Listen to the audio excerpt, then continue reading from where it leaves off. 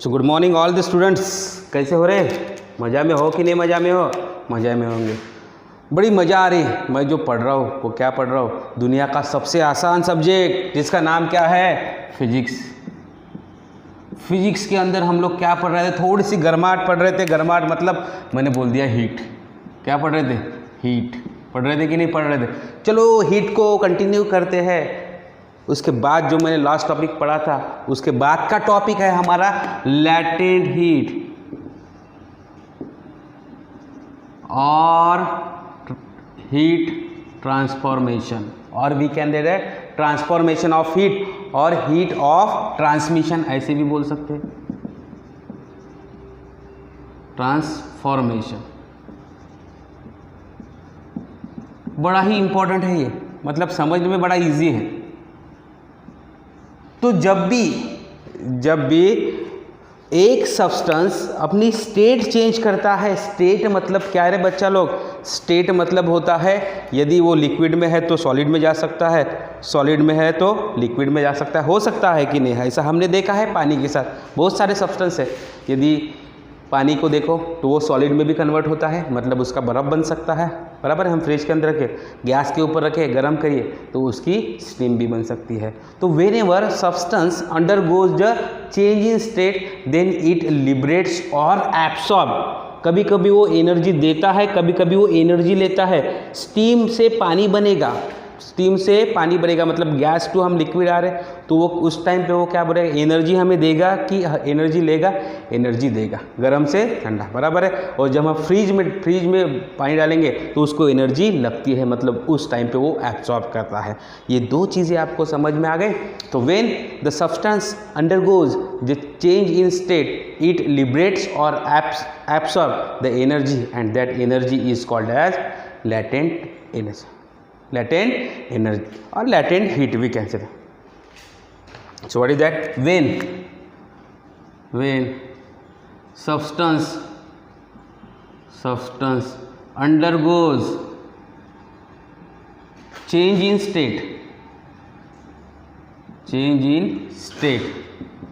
state मतलब समझ में आ गया, अंडरलाइन कर दिया। इट लिबरेट्स और absorb the heat and that heat is called as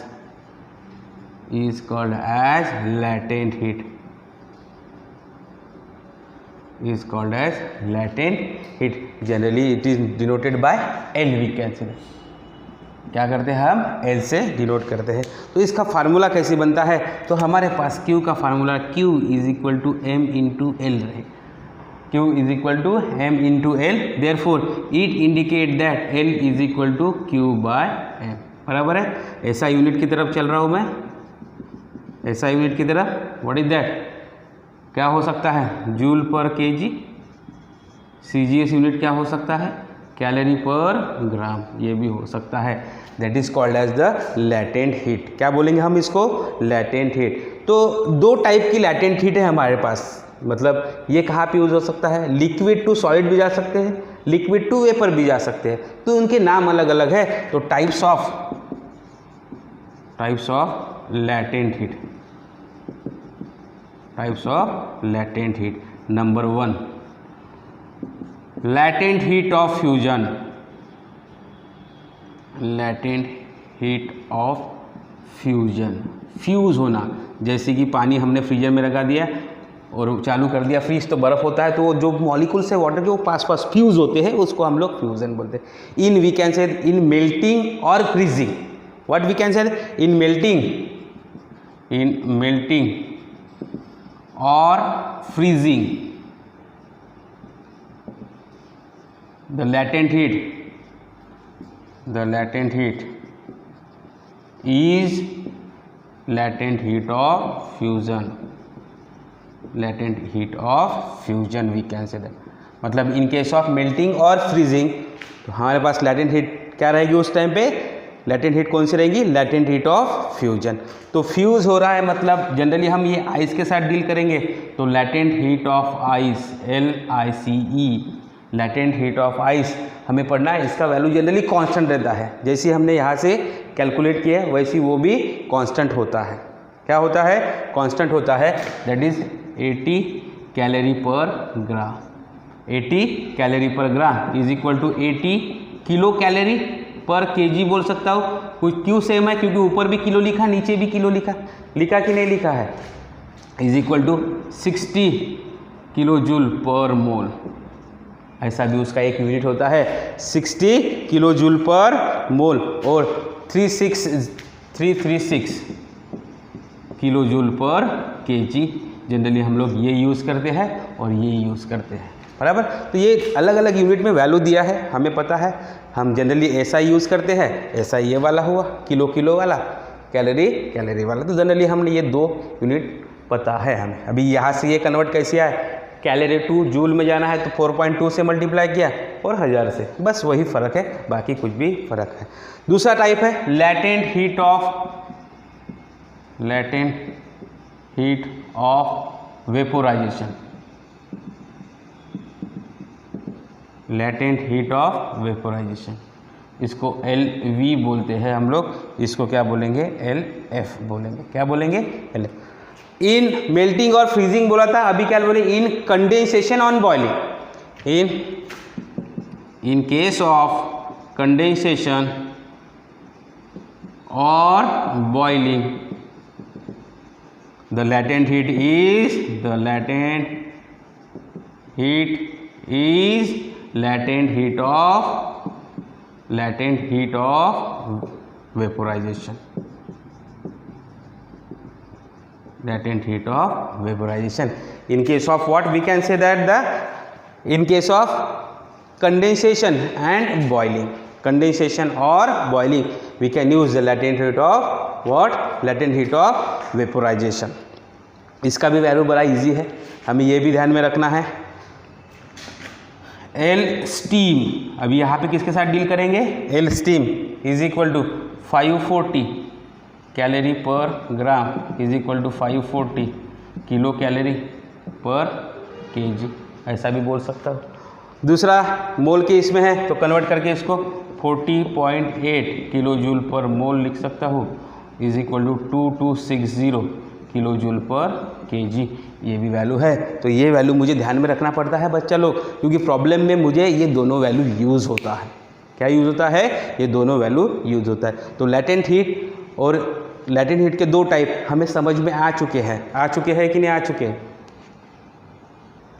next topic की तरफ जाते हैं, ये भी बड़ा ही मस्त टॉपिक है, प्रिंसिपल ऑफ कैलोरीमेट्री।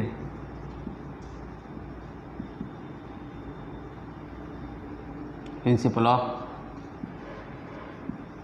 कैलोरीमेट्री बड़ा ही इम्पोर्टेंट, बड़ा मज़ा आता है ये, इसके प्रॉब्लम सॉल्व करने में बहुत मज़ा आता है मुझे, बराबर है।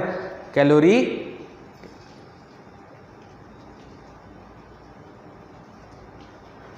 स्पेलिंग कैलोरीमेट्री, इसका प्रॉब्लम सॉल्व करने में बड़ा मज़ा आता है।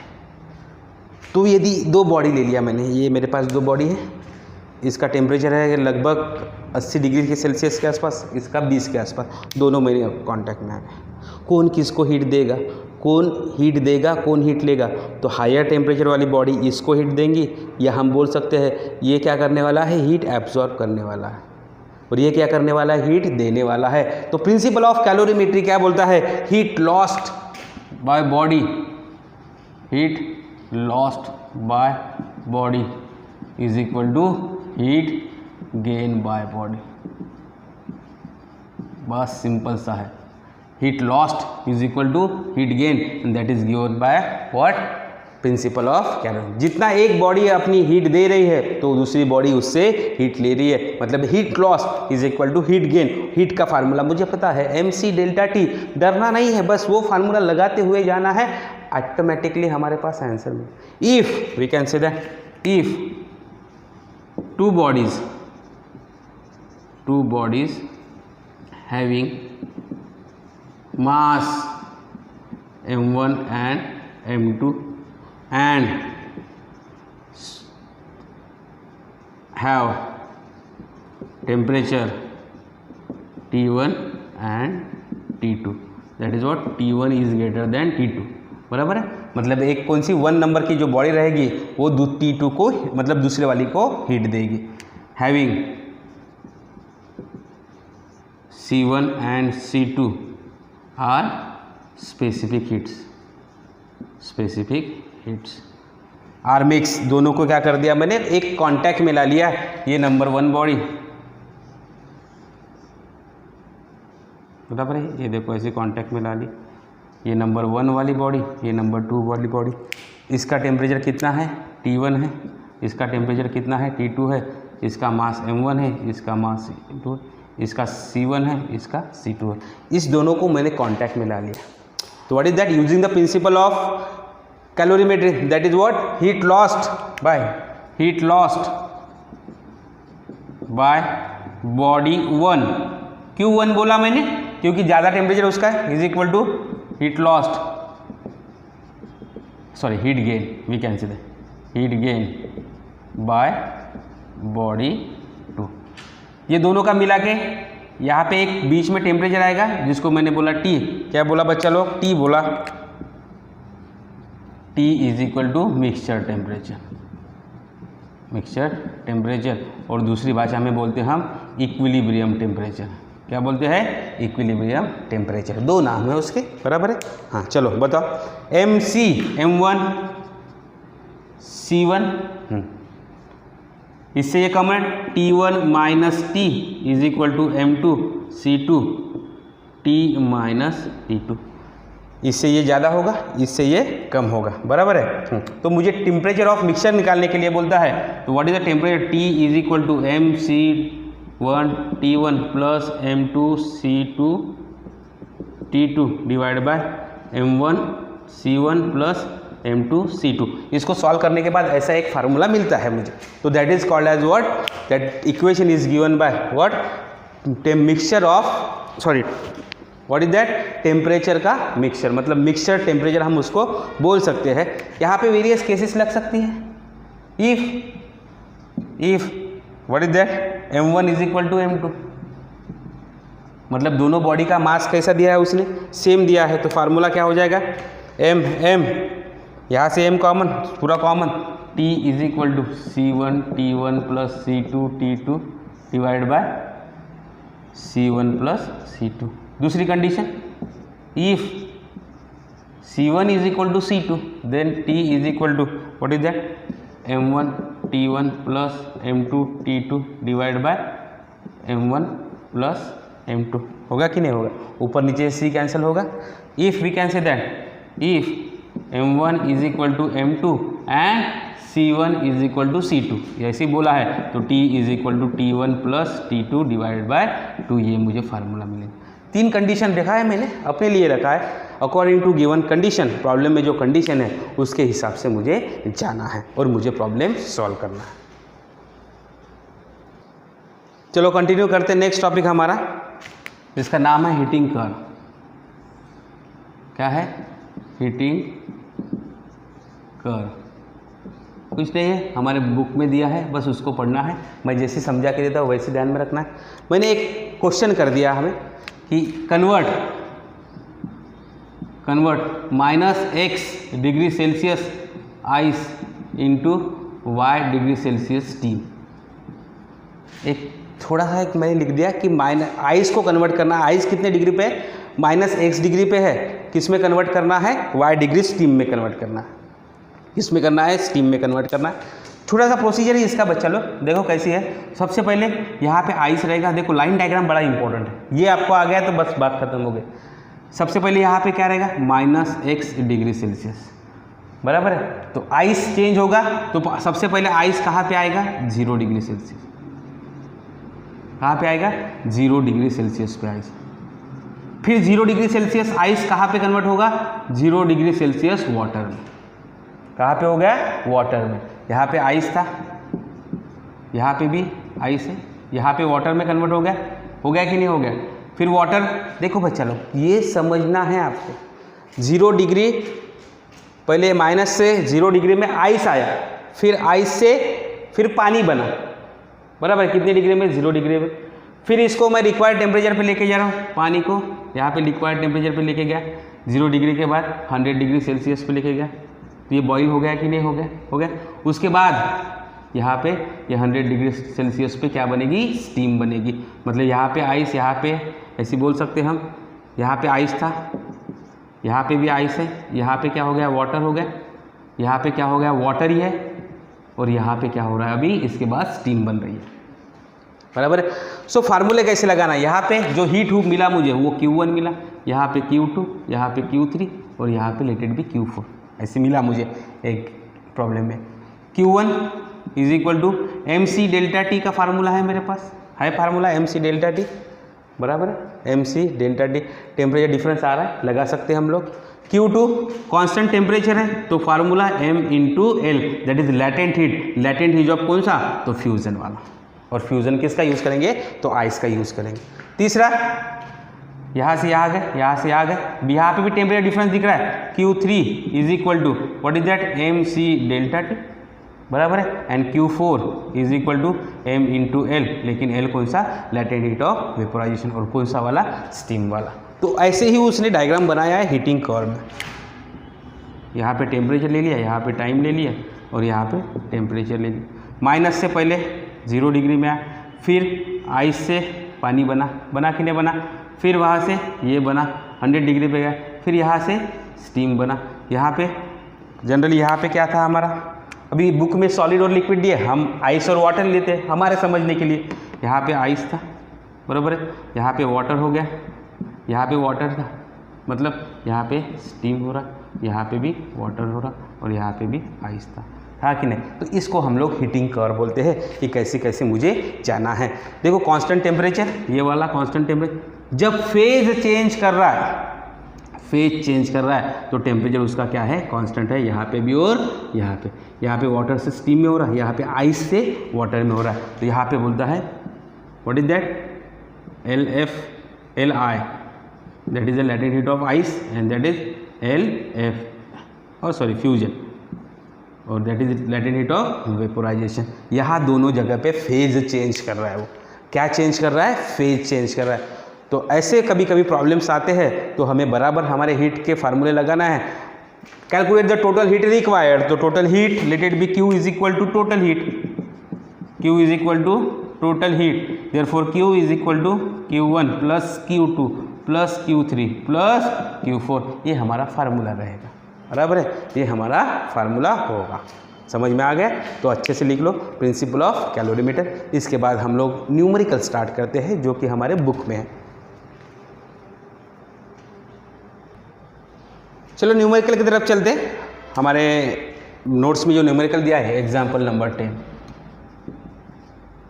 Example number 10, the temperature of equal masses of 3 different liquid A, B and C, 3 liquid दिए हैं, बराबर है, तीनों का मास सेम बोला है, तो जब मास सेम बोला है तो let it be Ma is equal to Mb is equal to Mc is equal to M बोल दिया मैं, बराबर है, हाँ।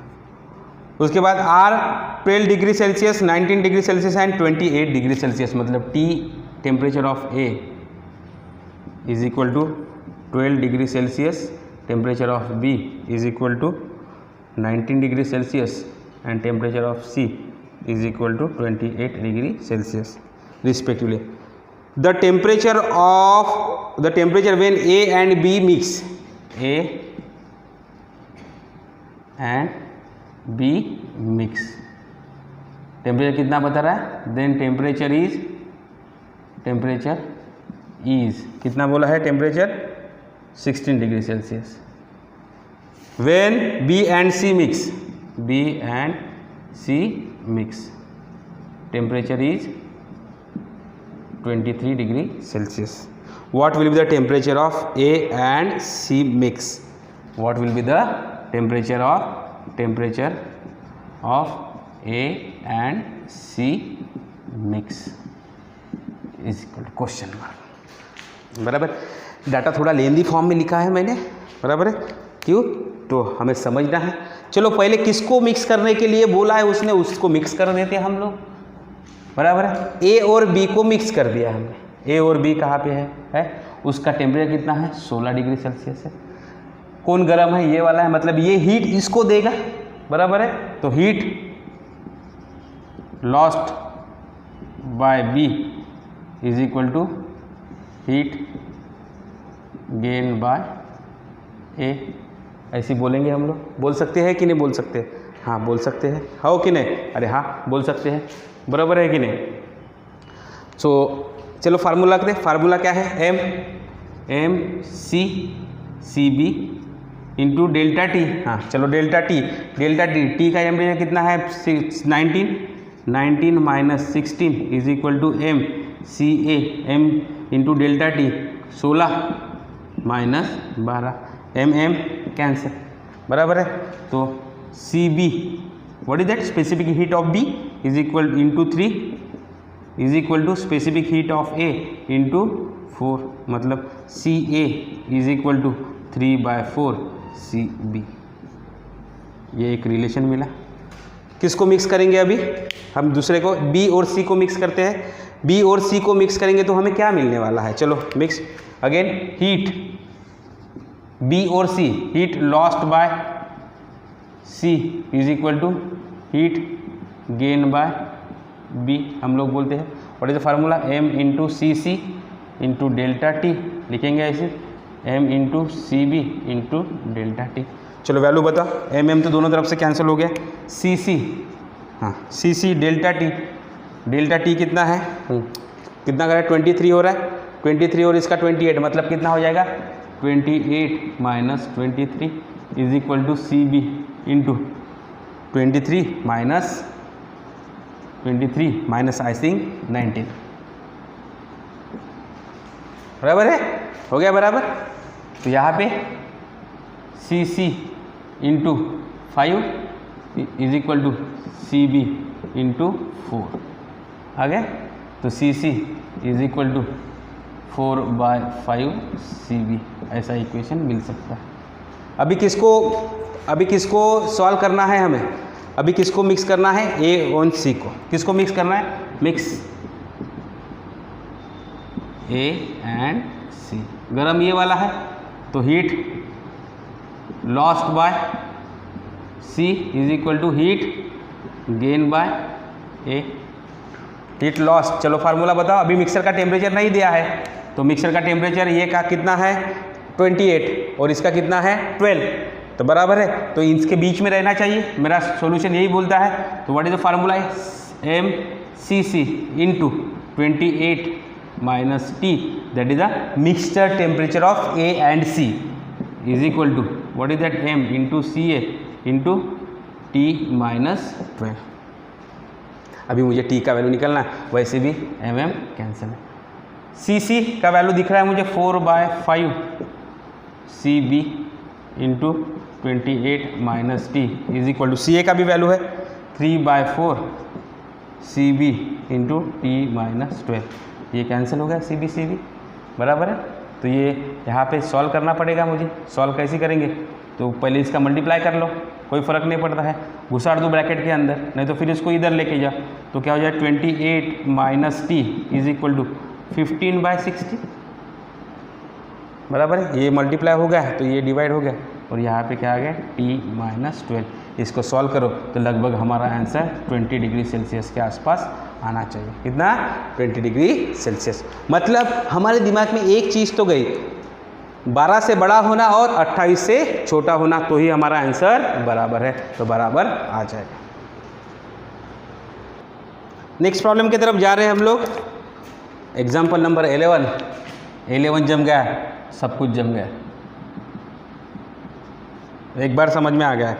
The temperature of 100 gram of water, mass दिया है 100 gram of water is to be raise from 10 to 40। इसका temperature raise करना है, कितना करना है 10 to 40 करना है। By adding the steam 100 degree celsius to it, determine the mass of the steam required to this purpose. पानी के अंदर मैंने ऐसे स्टीम मिक्स कर दिया तो पानी भी गर्म होगा कि नहीं होगा। चलो स्टीम के बारे में पहले लिखते हैं। मतलब यहाँ पे heat loss by steam is equal to heat gain by water हो सकता है। Heat lost by steam is equal to heat gain by water. फिर हमें पता है क्या लिखते हैं क्या नहीं, हमारा बात का मास ऑफ वाटर दिया है मेरे पास, दिया है कि नहीं दिया है। मास ऑफ स्टीम मुझे निकालना है, मास ऑफ वाटर यहाँ पे कर देता हूँ इसको mw। तो सबसे पहले स्टीम रहेगी मेरी कितनी डिग्री पे रहेगी, 100 डिग्री सेल्सियस पे। फिर 100 डिग्री सेल्सियस पे उसका वाटर होगा। फिर उसका टेम्परेचर कितना करना है मुझे, 40 के आसपास जा करना है। और कहाँ से करना है, 10 डिग्री सेल्सियस से करना है। फटाफट डायग्राम निकल गए, बराबर है। स्टीम यहाँ तक है, बराबर है यार। तो फार्मूला लगाते हैं, स्टीम में कौन सा फार्मूला है, तो यहाँ पे ml है, यहाँ पे mc डेल्टा टी है, और यहाँ पे mc डेल्टा टी है कि नहीं है। चलो बस फार्मूला लगाते हैं। तो heat gain loss by steam, what is that, m into L V, बराबर है किसका मास, स्टीम का mass, plus m mass of steam into c of water, water है यहाँ पे, है कि नहीं है, वाटर है कि नहीं, हाँ, इंटू डेल्टा टी कितना है 100 minus 40 is equal to mw cw मतलब c वाटर इंटू 40 माइनस 10, हो गया इक्वेशन, बात ही खत्म हो गई। ms mass of steam into 540 ग्राम में दिया है, तो चलो ग्राम में चलते हैं।